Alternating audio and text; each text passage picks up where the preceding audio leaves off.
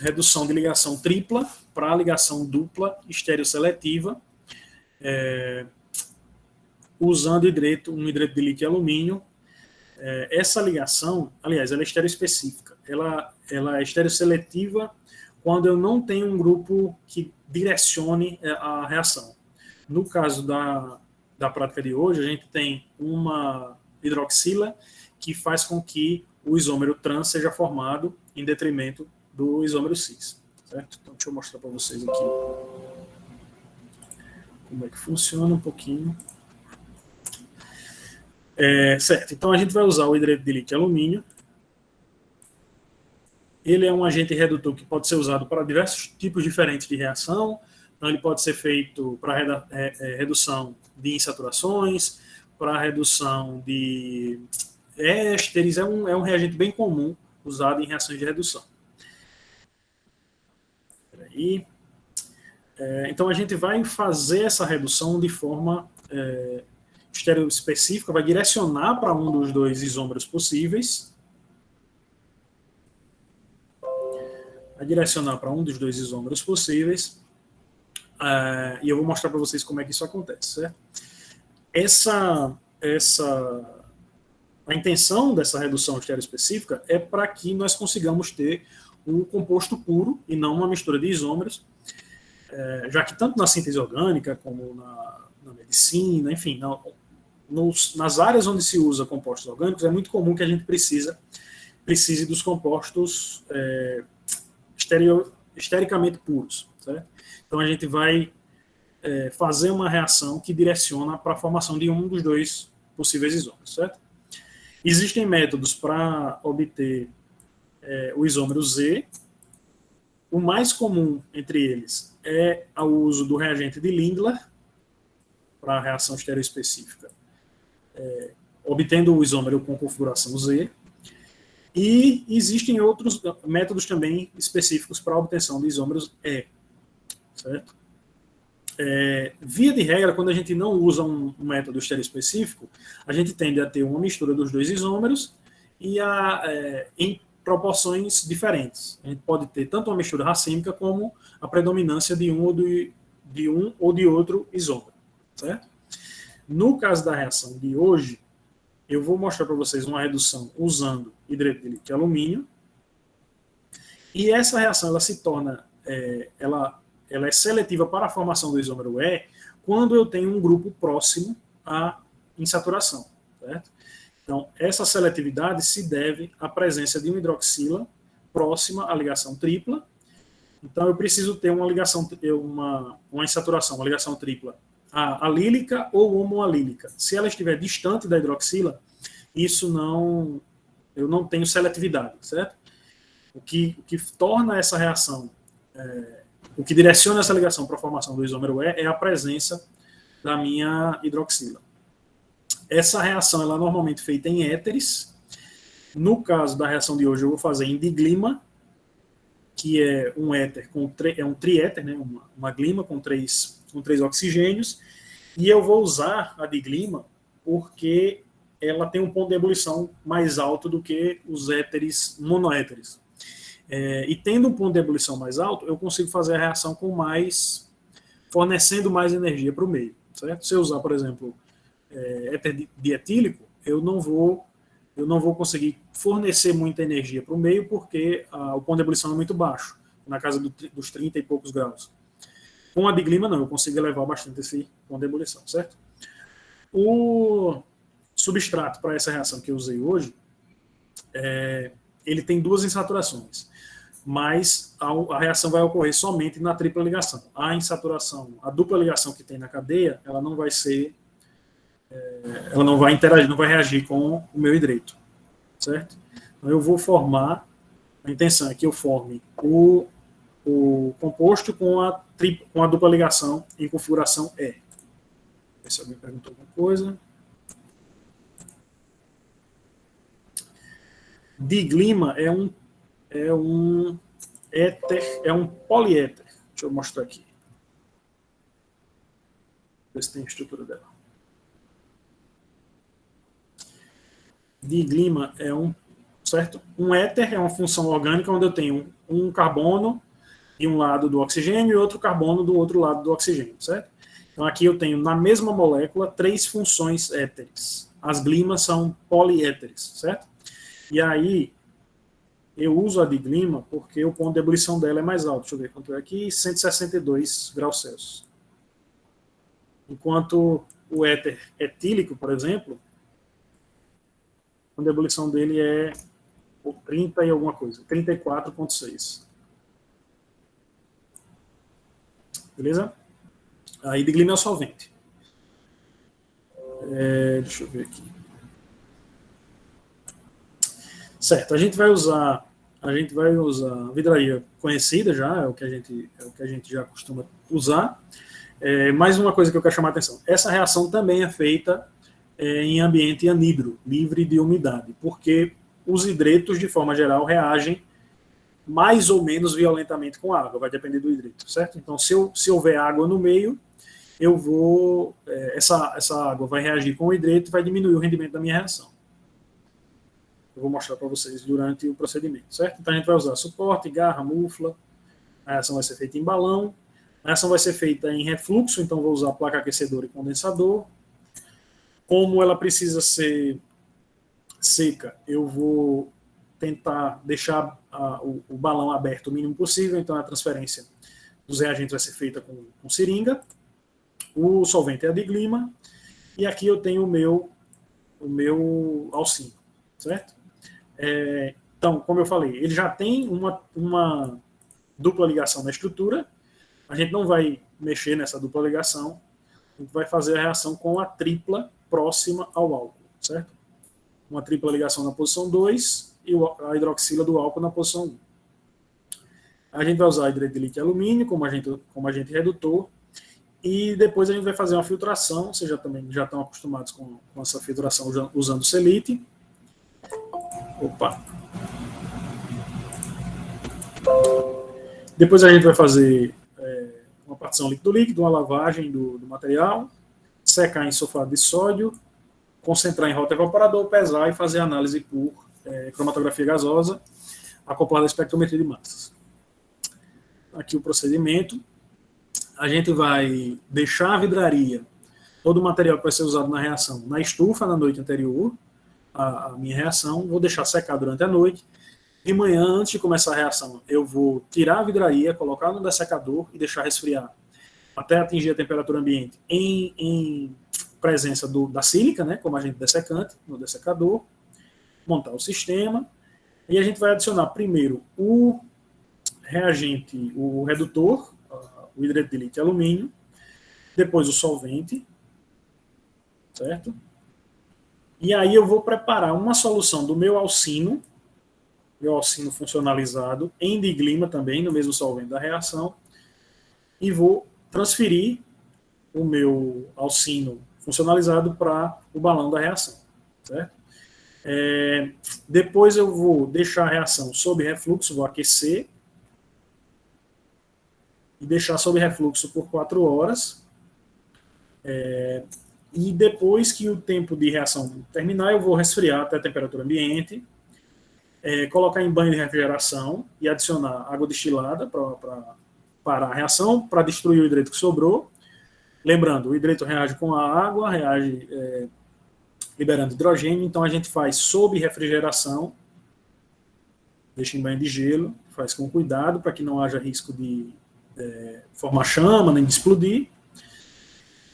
Depois a gente adiciona uma solução de hidróxido de sódio a 15%, deixa agitando por meia hora, filtra o material e depois faz a extração líquido-líquido que vocês já estão acostumados, certo?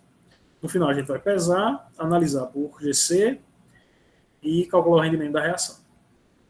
Tranquilo até aqui? Dúvidas? Não, né? Certo.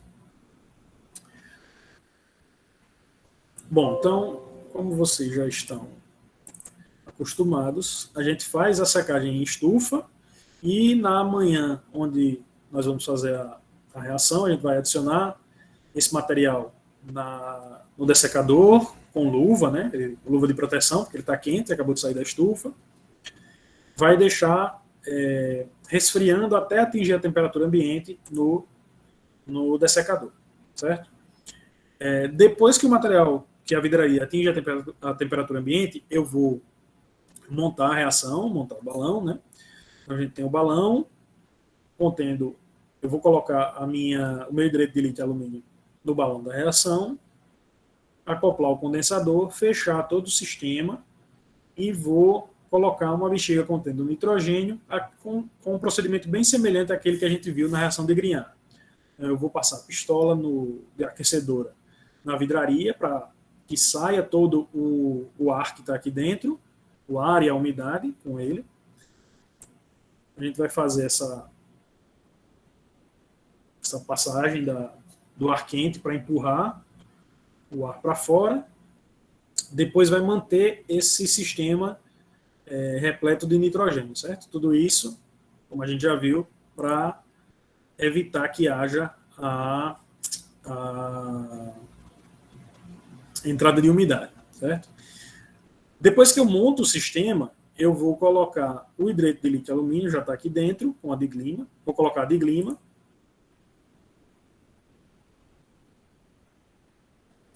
Vou colocar a diglima e vou agitar, deixar sob atmosfera de nitrogênio e agitação magnética. E eu vou deixar agitar, depois eu vou adicionar o meu alcino, certo? Nesse caso é um álcool, mas a minha intenção é que a reação aconteça na ligação tripla. A gente faz, deixa eu adiantar um pouquinho.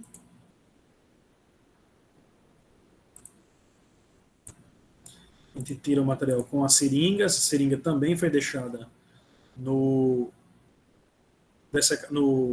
na estufa durante a noite. E a gente vai fazer a adição.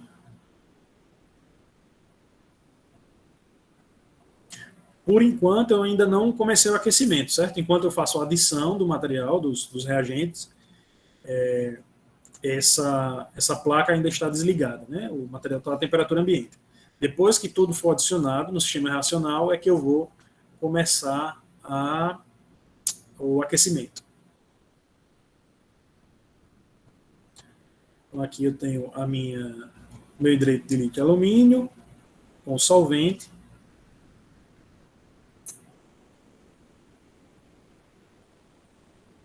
Agitação magnética,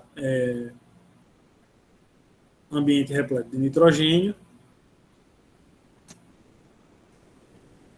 O hidreto de lítio e alumínio é um sólido e ele não é solúvel no meu solvente, né? Então eu vou ver o hidreto suspenso. À medida que a reação vai acontecendo, a viscosidade do solvente vai aumentando porque ele passa a formar uma suspensão enquanto está reagindo, certo?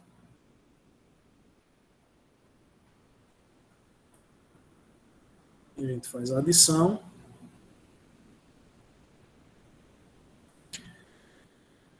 Aí a gente faz, acho que pulou um aqui.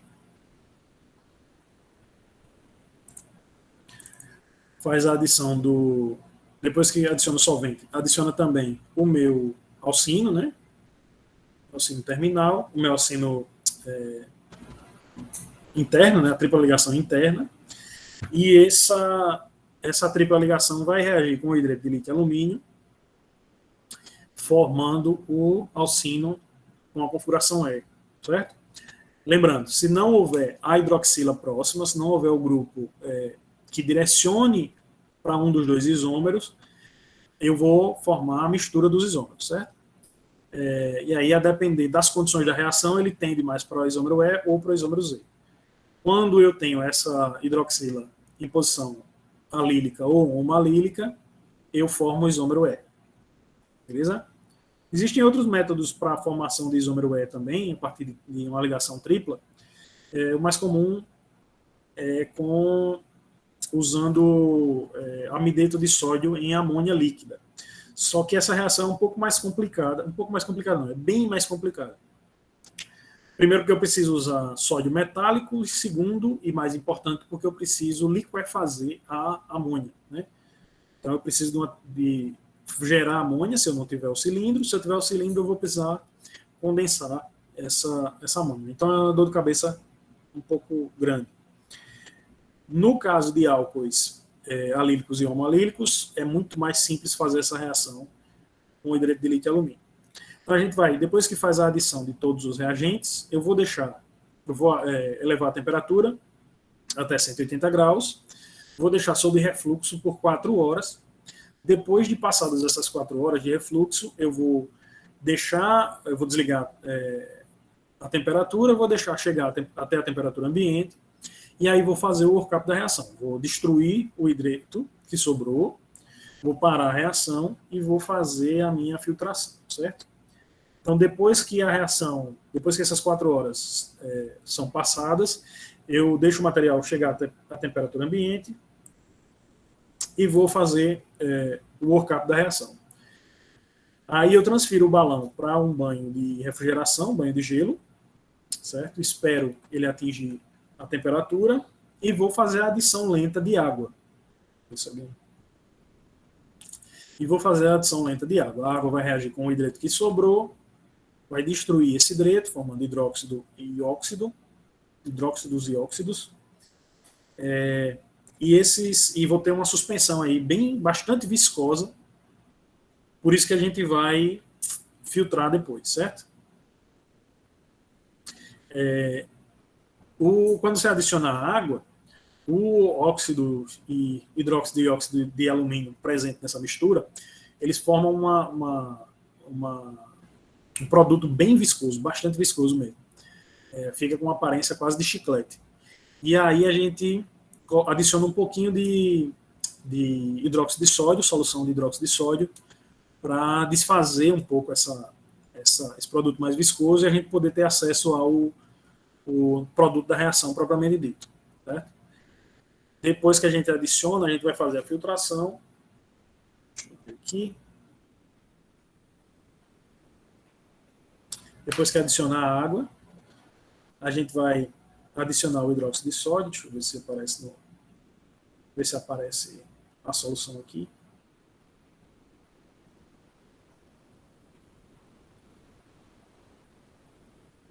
Deixa reagindo por alguns minutos. E aí deixa eu ver se dá para enxergar. Eu vou adicionar o hidróxido de sódio a 15%, certo? A intenção dessa adição do hidróxido é exatamente desfazer um pouco desse produto muito viscoso, porque ele acaba englobando um pouco do nosso produto pretendido, né? E aí, se ele ficar preso nessa suspensão mais viscosa, eu não vou conseguir extrair e o rendimento da reação, por conseguinte, vai diminuir, certo? Eu coloco um pouquinho de hidróxido, ele diminui um pouco da viscosidade desse semissólido e aí a gente consegue fazer a extração depois. Eu vou colocar hidróxido de sódio a 15%, deixar agitando por alguns minutos antes de fazer a partição, a extração líquido-líquido. Coloco a solução de hidróxido.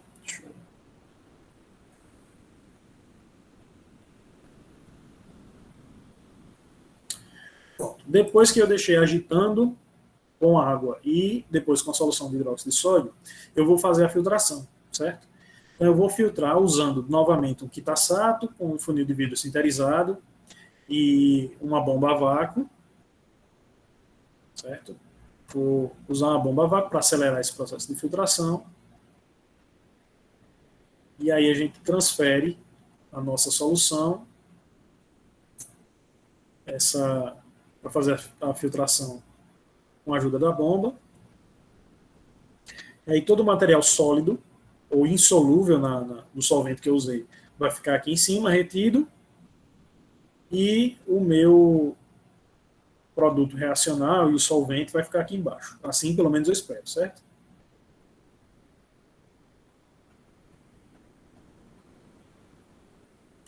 A gente faz a filtração, adiciona um pouquinho de acetato. E aí todo o material que está insolúvel fica aqui em cima. Adicionar um pouquinho mais de acetato para lavar o balão e para evitar que eu perca material nessa filtração.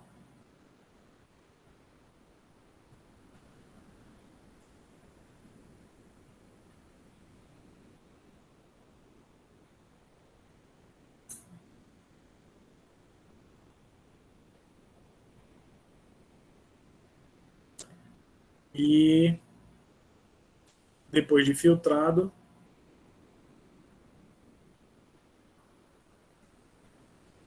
depois que o material é filtrado, eu vou lavar, tem que tirar o hidróxido, né?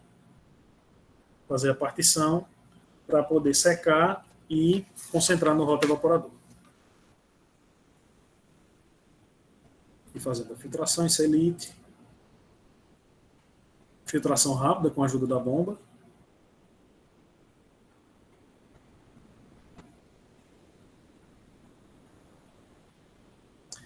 E aí a gente vai transferir para o funil de separação e fazer a partição líquido-líquido, que a gente já está acostumado, já fez em quase todas as reações até aqui.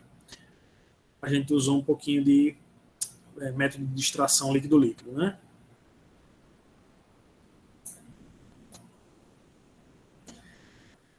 Então, nessa mistura aqui, eu tenho tanto solvente orgânico como água, né?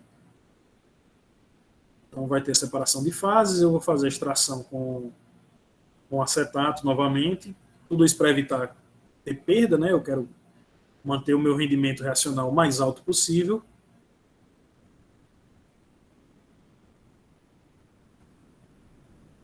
A gente faz a partição. Deixa eu adiantar um pouquinho, que vocês já estão acostumados com partição líquido-líquido.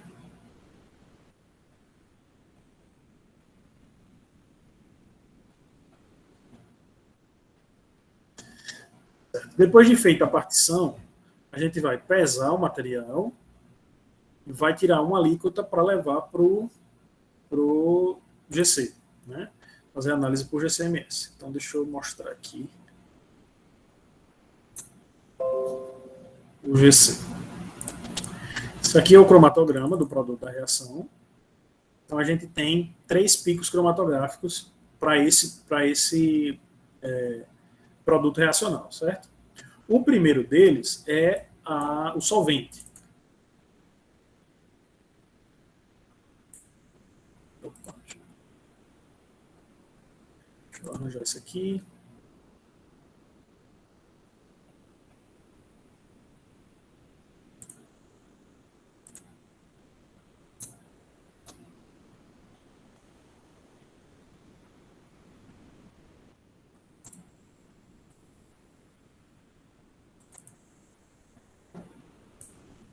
Certo. O primeiro deles é a diglima, solvente que eu tinha dito para vocês. Como o ponto de ebulição dele é alto, ele é razoável, ele é um pouco solúvel em água, então uma parte dele vai com a fase aquosa.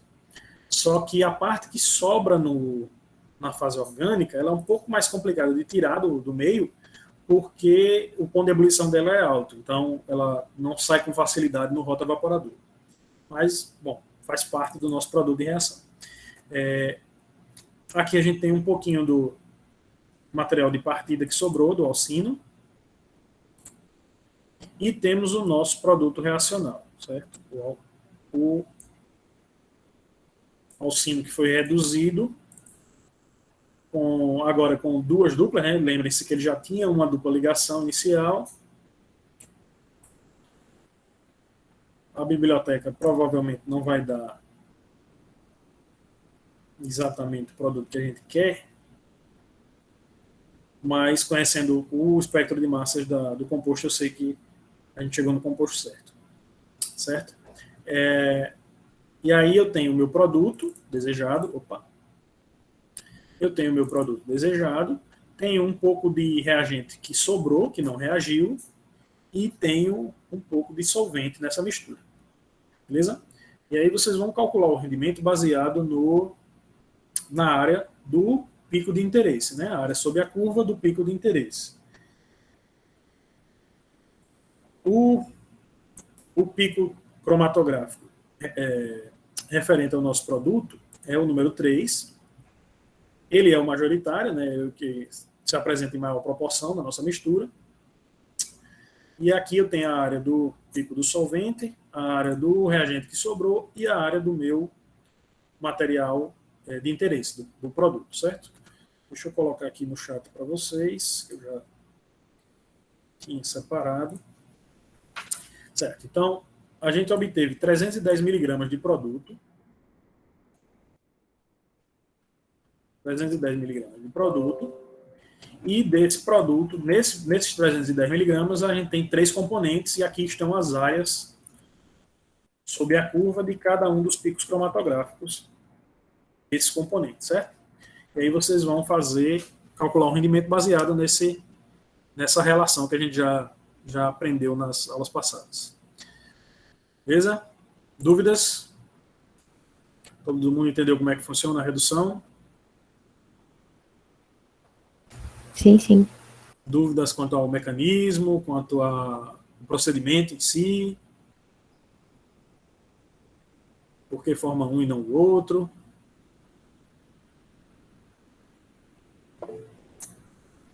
Tá, sem dúvidas.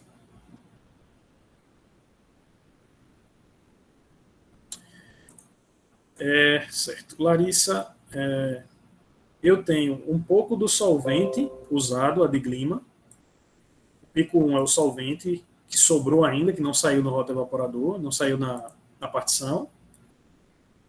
Eu tenho o alcino, o material de partida com a tripla ligação ainda intacta, que não reagiu. E tenho o meu produto de reação, produto de interesse, que é o pico 3. Certo?